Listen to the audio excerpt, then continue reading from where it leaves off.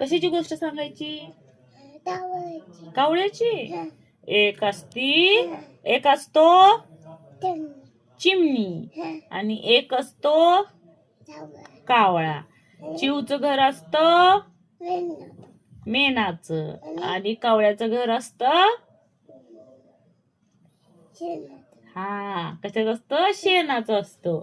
मग काय होतं, एक दिवशी खूप मोठा पाऊस येतो. आणि काय होतं, कावळ्याचं घर वाहून जात. सांगते मग ती काय करत, कावळ्याच्या घरी येत. कावळ्याच्या घरी कोण जात? कावळा कोणाच्या घरी जातो? कोणाच्या घरी जातो कावळा? चिमणीच्या घरी. चिवताय दार उघड. मग चिवताय काय म्हणती? मग चिवताय काय म्हणती?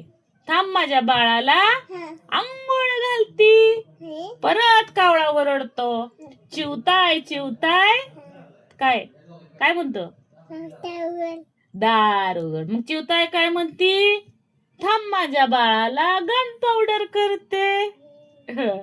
आणि थोड्या वेळानं कावळा ओरडतोय, चिवताय दार उघड. चिवताय काय म्हणती? थांब माझ्या बाळाला झोपवते. मग चिवताय काय करती? दार उघडती आणि कावळ्याला घरात घेती आणि दोघे मिळून काय खातात?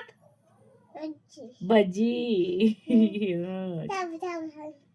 कावळ्याची छान आहे ना गोष्ट. कावळ्याची झाली की. कावळ्याच्या खाल्ला बिस्किट भजी खाल्ला आणि गेला घरी. पाऊस थांबल्यावर पाऊस गेला की संपला की पाऊस. छान आहे का गोष्ट? बस का आता? होय